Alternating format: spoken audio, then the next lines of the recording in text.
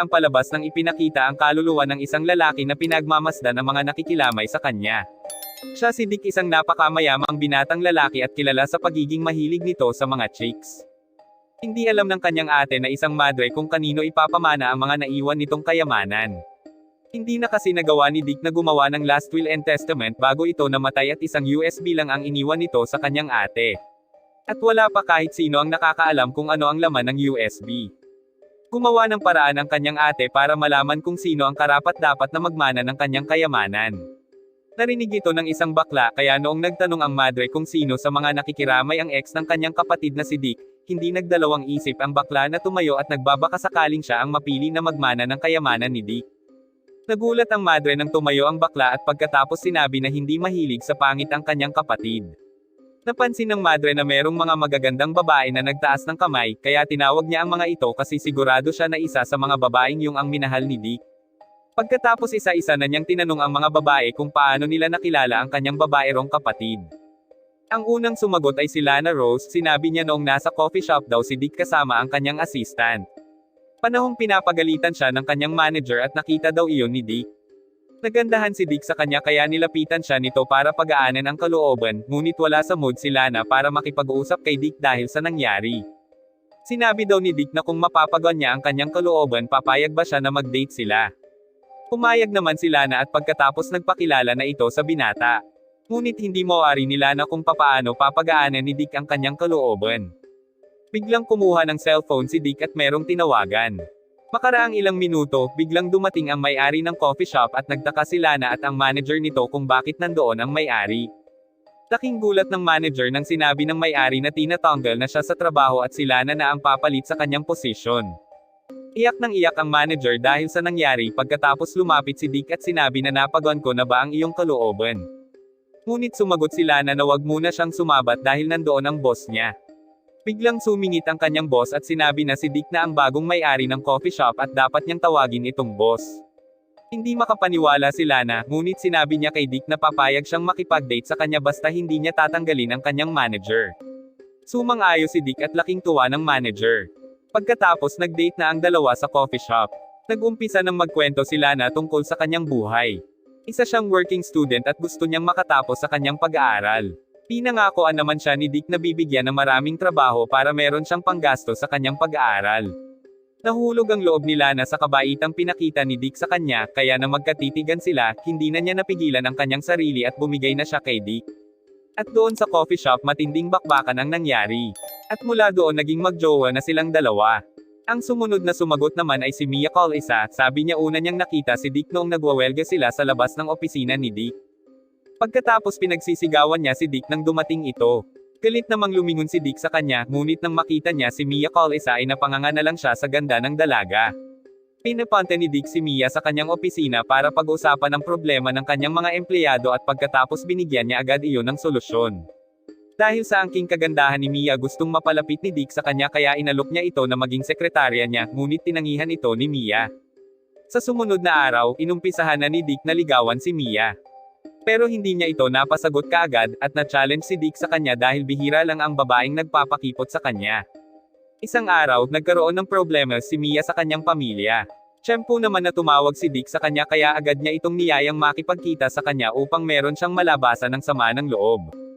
Sa loob ng bahay ni Dick biglang hinalikan ni Mia si Dick ngunit inawat niya ito kasi hindi iyon tama. Tinanong ni Dick si Mia kung ano ang problema at doon nagsimula ng maglabas ng sama ng loob ang dalaga.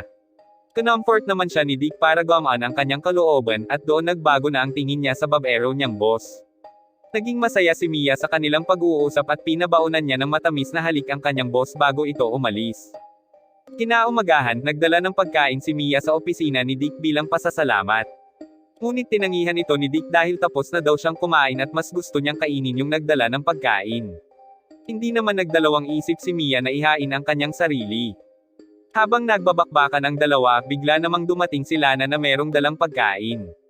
Buti na lang at nandoon ang assistant ni Dick sa labas at sinabihan niya si Lana na busy ang kanyang boss dahil meron itong come-eating sa loob at agad niya itong pinaalis para hindi mahuli ang kanyang boss. Ang pangatlong nagkwento ay si Maria Osaka, nakilala daw niya si Dick sa isang seminar na maging isang guest speaker ito. Matapos daw magsalita ni Dick ay agad siyang nilapitan nito at nagdamos agad ang binata. Pero hindi ito gumana kay Maria dahil alam na pala niya ang pagiging babaero nito.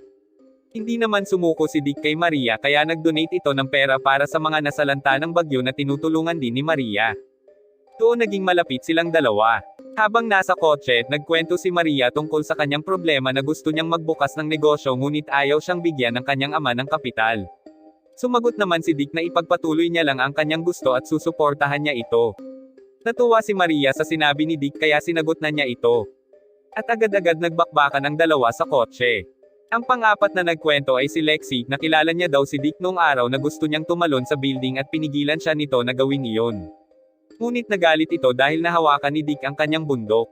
Kinausap ni Dick si Lexi para hindi na niya ituloy ang pagtalon sa building. Dahil sa mga sinabi ni Dick natauhan naman si Lexi. Pagkatapos ay kumain ang dalawa at gutom na gutom si Lexi dahil sa nangyari. Nang matapos silang kumain, sinabi ni Dick na kanya-kanya sila ng bayad ng kanilang kinain. Ngunit walang dalang pera si Lexi kaya naisipan ni Dick na siya na lang ang magbabayad, ngunit kailangan ni Lexi na linisin ang kanyang kondo bilang kapalit. Sa sumunod na araw, dinala ni Dick si Lexi sa kanilang bahay para ipa-makeover at pagkatapos ay pinakilala niya ito sa isang lalaki na katulad din niya na merong matinding pinagdadaanan noon sa buhay. Taos-pusong nagpasalamat si Lexi sa mga ginawa ni Dick sa kanya at nagbago na ang kanyang pananaw sa buhay. Napagtanto ni Dick na hindi maganda na manatili pa si Lexi sa kanyang kondo dahil hindi naman sila magjowa at baka kung ano pa ang sabihin ng ibang tao. Ngunit ayaw pang umalis ni Lexi sa kondo kaya sinagot na niya si Dick at simula noon magjowa na sila para hindi na niya iisipin ang sasabihin ng ibang tao. Nagustuhan ni Dick ang sinabi ni Lexi at lalo pa siyang natuwa nang sinabi ni Lexi na never been touched pa siya at si Dick ang pinakaunang makakapasok sa makipot nitong kuweba. Ang huling nagkwento ay si Riley Red, nagkita sila ni Dick nang pinapagalitan siya ng isang contestant sa isang beauty pageant. Nagalit si Dick sa ginawa ng contestant kaya pinagtanggol niya si Riley. Sinabi niya na isa siya sa sponsor ng pageant at tinanggal niya ang molditang contestant. Stepsister pala ito ni Riley at sinabi niya na hindi siya makakauwi sa kanila dahil sa nangyari. Kaya inalok na lang niya ito na sa kanilang bahay tumira. Kinaumagahan, nakita ni Dick na mahilig pala sa pageant si Riley, ngunit wala itong lakas ng loob na sumali dahil sa hindi kagandahan ang kanyang itsura. Kaya sinabi ni Dick na papagandahin niya ito at gagawin niyang isang beauty queen si Riley. Pinapunta agad ni Dick ang kanyang mga kaibigang bakla para sanayin si Riley bago sumali sa pageant. Pero nang makita nila si Riley sinabi nila na wala itong pag-asa dahil ang pangit ng kanyang mukha. Sinabi ni Dick na pag naging beauty queen si Riley ay triplehen niya ang ibibigay niyang sahod sa kanila. Sinabi din niya na 2 linggo siyang mawawala at dapat pagbalik niya malaki na ang pinagbago ni Riley. Inumpisahan agad ng mga bakla ang pagsasanay kay Riley. Makalipas ang 2 linggo, malaki ang ngiti ni Dick nang makita na malaki na ang pinagbago ni Riley. Kinagabihan, tinanong ni Riley si Dick kung bakit mabait ito sa kanya. Sinagot naman siya ni Dick na deserve ng lahat ng tao na maging masaya. Sumang-ayon naman si Riley at sinabi na deserve din ni Dick ang sumaya ngayong gabi sa paraang gusto nito.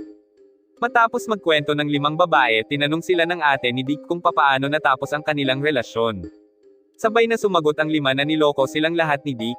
Humingi ng paumanhin ang ate ni Dick sa kanila at alam niya na minahal silang lahat ni Dick lalo na noong panahon na kailangan nila ng masasandalan. Pagkatapos sabay nilang pinanood ang laman ng USB na iniwan ni Dick bago ito pumanaw. Sa video, humingi ng tawad si Dick sa 5 babae dahil pinagsabay-sabay niya ang mga ito. Sinabi din niya na tunay at pantay-pantay ang kanyang pagmamahal sa kanilang 5. Naiyak ang ate ni Dick sa mga sinabi nito at pagkatapos ng pagpasyahan niya na ibigay ang lahat ng pera at negosyo ni Dick sa 5 babae. Matapos doon, nagkasundo ang 5 babae at naging matalik na silang magkakaibigan.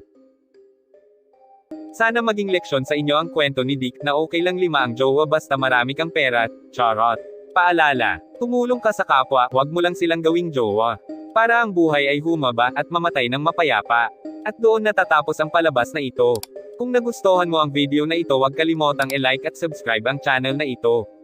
Para ma-inspired pa kami gumawa ng marami pang video. Kita-kits sa susunod na video.